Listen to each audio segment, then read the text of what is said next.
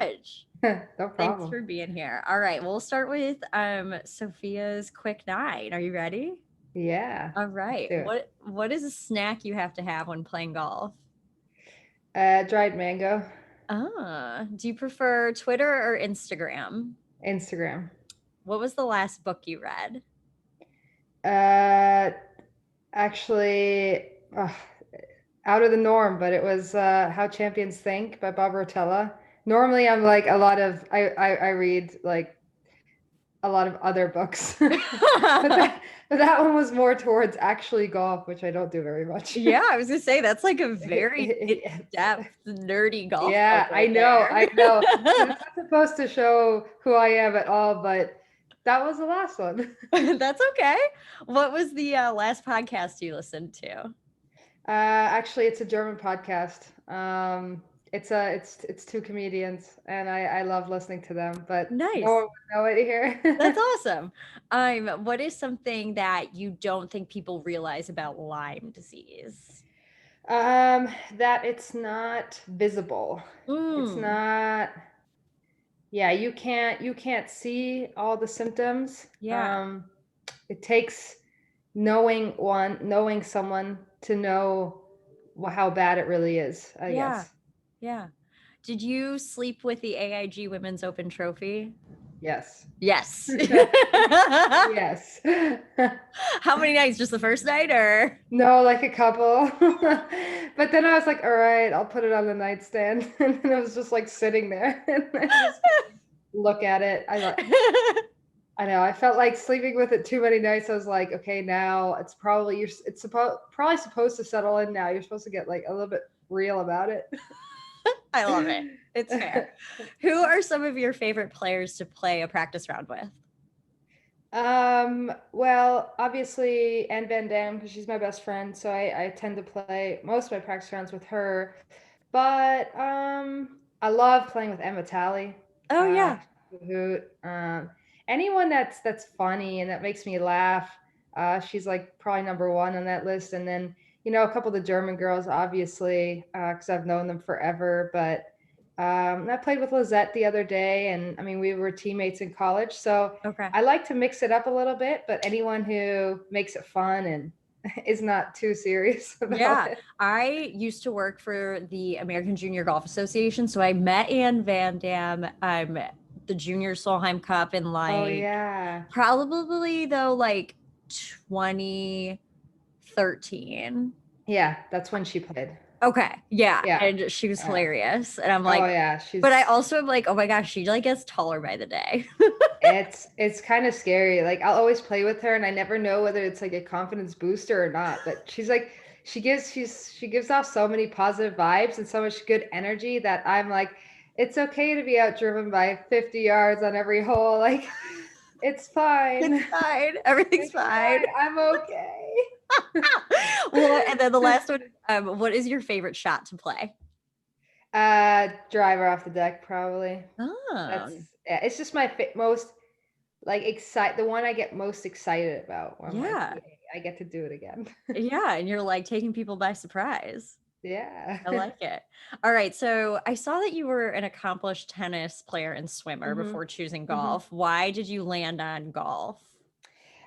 So my uh dad, okay, so my dad loves golf, so he introduced me to golf when I was young, but my mom was a swimmer, and she kind of, for her it was important that we played all different sports, and so we were introduced to everything. And then I just I loved my group of junior, basically friends, or my junior group that I had at the golf club. So it was pretty exciting for me to kind of come back every Tuesday, Thursday, because that's how it started, twice a week.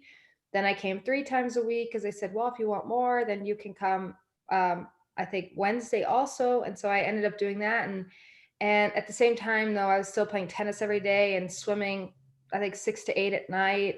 Wow. So it was just a lot going on. And so I basically dropped swimming first because um, I I loved competition, hated practice. So I was like, okay, I'm not gonna do that. My mom, I think, was pretty happy about it, to be honest. And then I had tennis and golf left, and I was playing about the same amount at that point, probably like 4 or 5 times a week.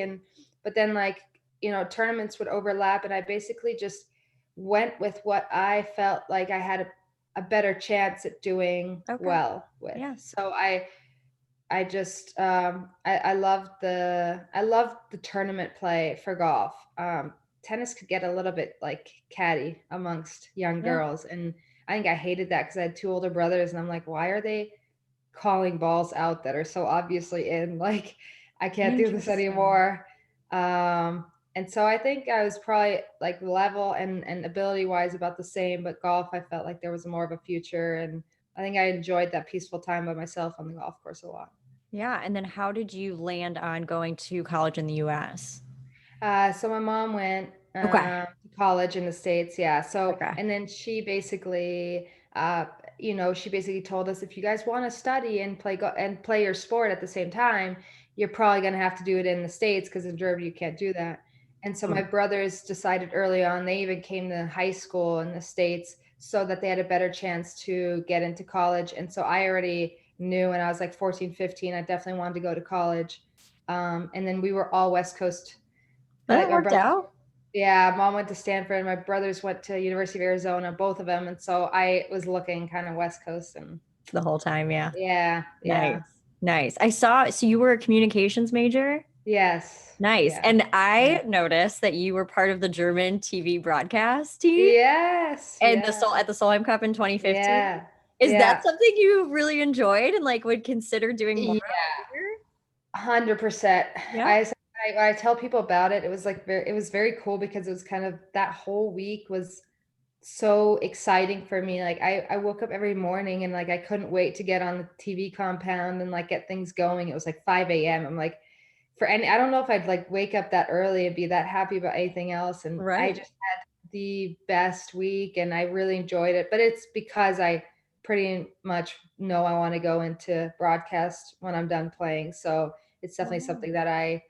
really enjoy, and had an awesome time. That's awesome. Maybe we can get more of that for you. I feel like, well, and it's so cool that golf like is both gender sports. So, Yeah. say like you were the German team for the Ryder Cup. Like that'd be awesome. Yeah, yeah, Yeah. yeah. That would be, yeah. Yeah. That'd be great. I think you could make it happen. Yeah, yeah. We'll figure it out. I know right now it was funny because I was probably last year closer to even taking that next step and saying, oh, I might go into broadcast. And then, Wow. lo and behold, eight Life months changes later, quick. life changes really quick. So I had to put a lot of the plans on hold for now. Yeah. But speaking of Solheim Cup, so you caddied for Ann Van Dam at Inverness Club for the drive on, Mm-hmm. which Mm-hmm. happens to be the host of the 21 Solheim Cup. Mm-hmm. So, what did you think of the course and like is competing on the team one of your goals?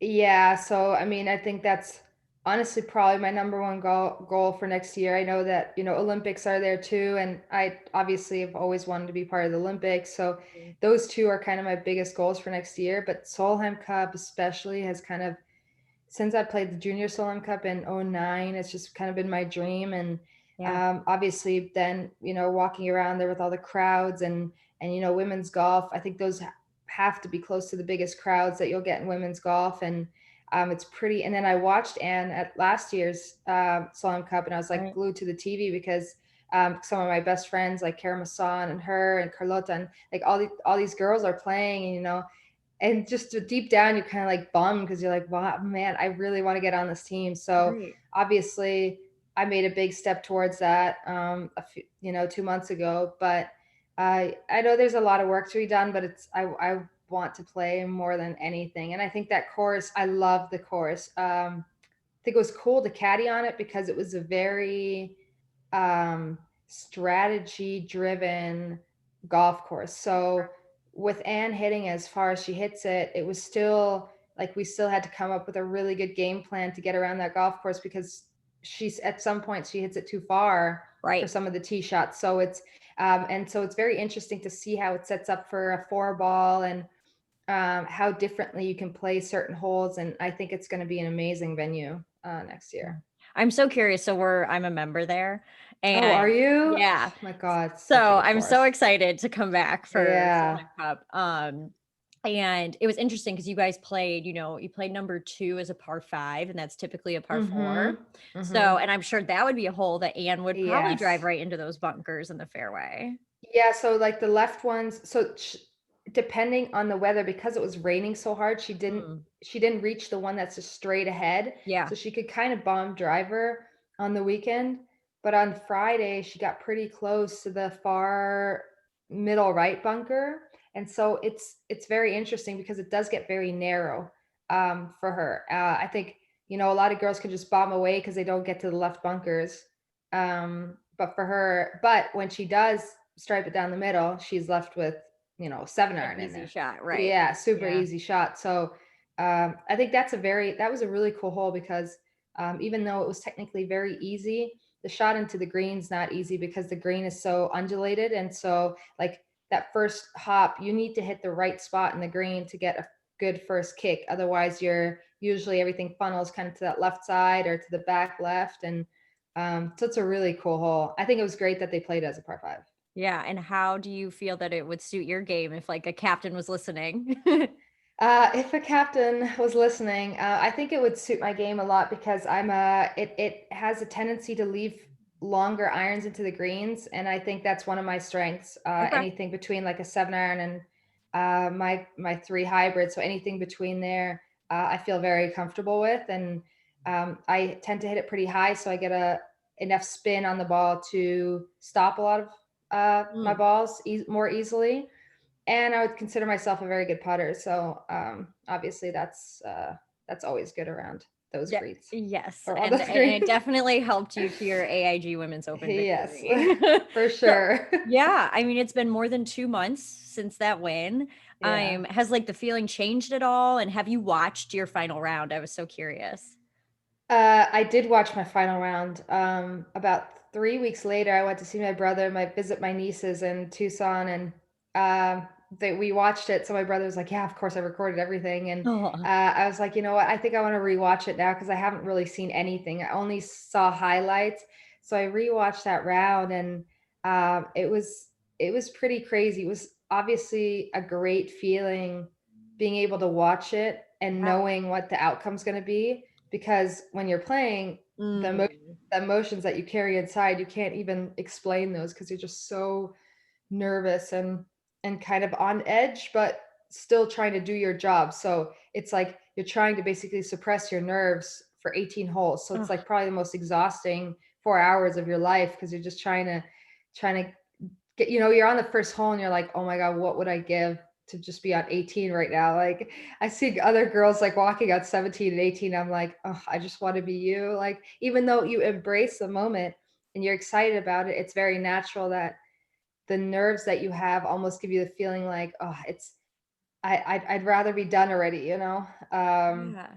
So I think then rewatching it and knowing exactly what I felt during every stage and every hole was very cool and very fun, for me to see. And whenever I need a little bit of a confidence boost, then I just watch that and and try to imitate what I did there. Yeah, but, and now you've done it, so now you can, Yes, I'm sure yeah. that I would think that would maybe help you the next time you're in such a position. Yeah, absolutely.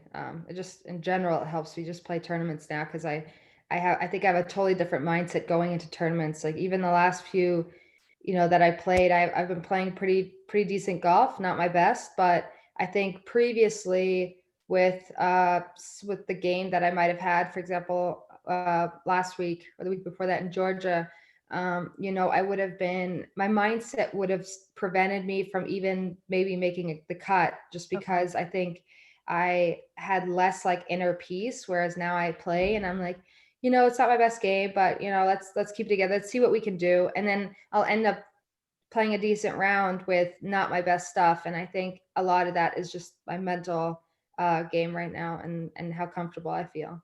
That's great. And, I know I was talking to Mel Reed last week, and she was saying, you have the confidence that, like, you are a good golfer, you Yeah, are a exactly. professional athlete. Exactly. But it's the competition is just so strong on Yeah. the tours that Yeah. it's tough. Yeah, it's just like now when I look back now or some of the tournaments that I go, you're always always looking at cut lines and stuff too, obviously. And is, how many times have I seen myself like on the other side of that cut line, Mm, and it's such a small, it's like the difference obviously of one shot between making it and not making it. And then, but every girl out there is so good that whenever yeah. you think a cut line is at a certain number, it's always lower than that, because Mm. it's just the way. And then you're done with your round and you're like, wow, I can't believe the cut was at one under or even or two under or whatever. The course is playing so tough, and but it's just a lot of good golfers out there. Yeah. Well, I read your letter on LPGA.com about it was like to your sisters, and I thought it was so raw and honest. Mm, But there was one part that I loved that you Jessica Corda remembered your conversation yeah, during the practice round. yeah, And for those who didn't read it, you said during the practice round that you needed to win the AIG Women's Open for it to make a difference in your schedule. And of exactly. course you went on to win, and it has made a difference in your Yeah, schedule. yeah. But are there any other like special parts about that week that you now look back on and you're like, oh my gosh, like this changed Just a lot?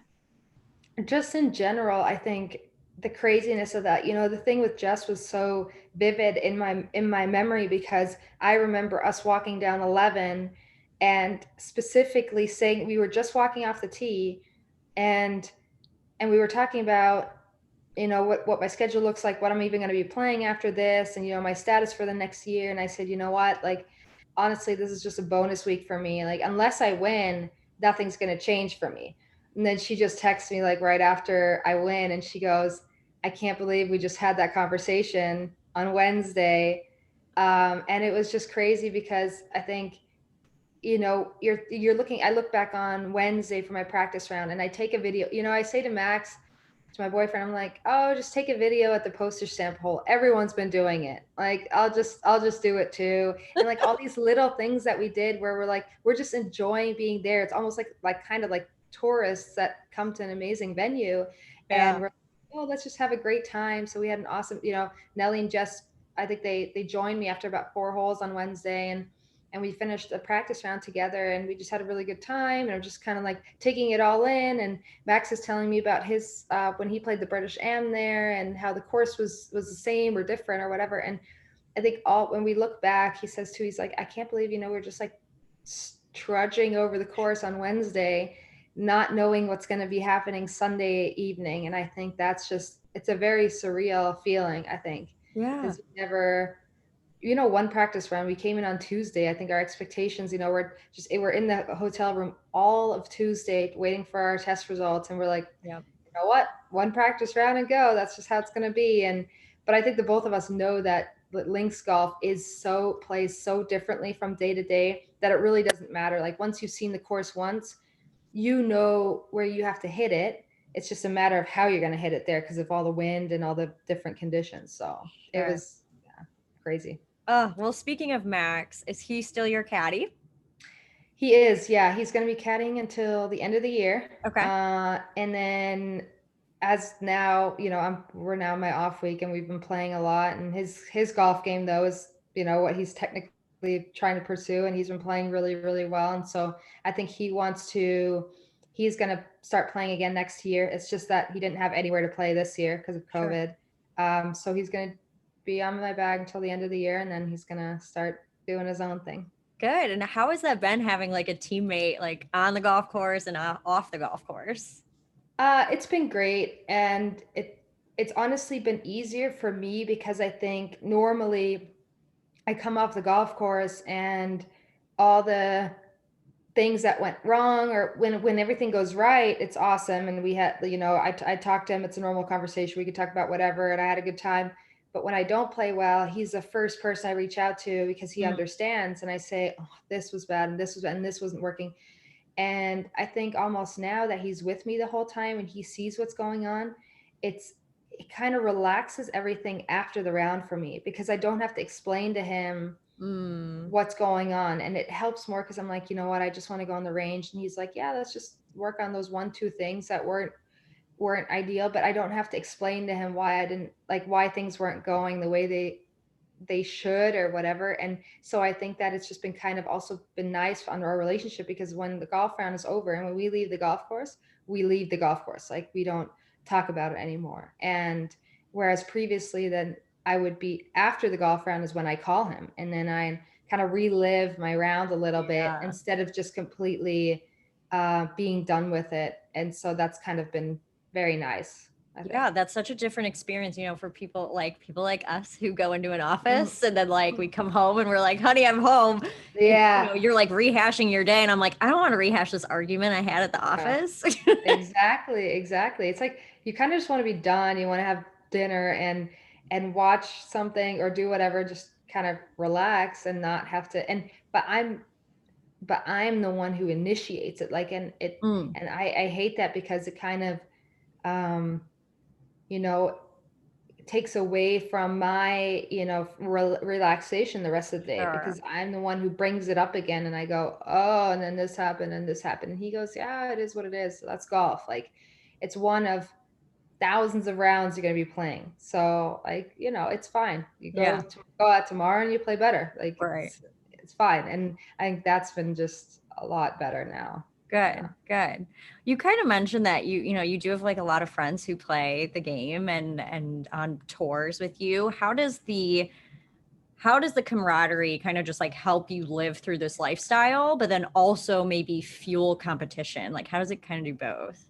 Yeah. So I think, um, even if I now talk about, for example, Anne, we're like probably two of the most competitive people in the world. Like, anything we do, it's like, I can do it better, kind of thing. Although it's been very, like, we've been pushing each other so much and so many things. She's been training for triathlons, so I've kind of been just, you know, jumping on board with whatever she's doing, and I'm kind of training with her, but I know she's been doing it so much longer, so she's obviously faster in most of the things. um but like, when it comes to golf game, we love playing together and we love competing. We love playing, little games on the golf course and stuff. But yeah, you can tell, like, when one of us is like losing, it drives us insane. And we think it's funny though. So we always try to make it, we never want to get to the point where, like, we're so mad at the other person or anything, but we want to play better. When we're playing pickleball, like, I know I hate losing, drives me insane. So, and I'm like that with most things. So sometimes it's nice because I have friends that are not like that at all. And it's kind of like, oh, it's kind of refreshing.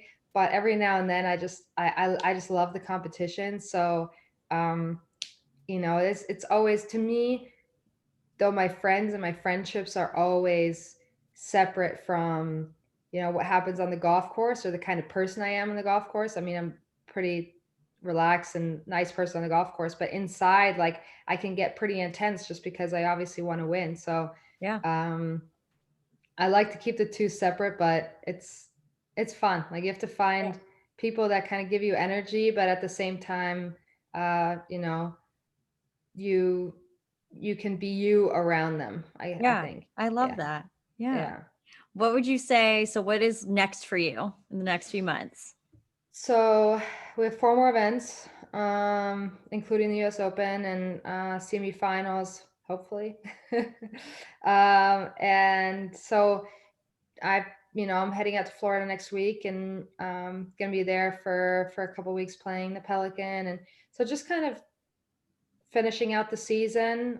Trying to have a good four last events, and then kind of looking forward to having a little bit of a break over off season to get ready for next year. And obviously very excited for the Diamond Resorts for the Tournament of Champions in January. But so it's just kind of like a mix of just trying to take some time off right now, and but get ready for the last four events to finish strong.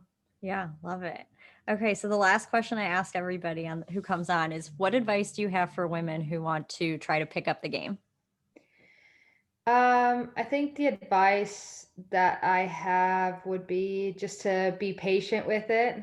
It's such a fun game, and that's what it's meant to be. It's meant to be a very fun. I know when you're competitive, it can be grueling, it can be annoying, especially when you're just starting out. But I think it's the greatest sport to do with friends and have a good time, and never to forget that that's what it's all about, to just go out there and have a good time and enjoy the good shots that you hit, and not look into the bad ones too much, because it's golf. It's like, it's even for us, it's a struggle. I think we never make 68 perfect shots. We always have a couple that are just mind-boggling to us, and if we paid too much attention to them, I think we'd break down on the golf course. uh, but it's just, yeah, I think it's the greatest sport to do with friends, and it doesn't matter what level you're playing at. So you just kind of can go out and have a great time, and you don't have to worry about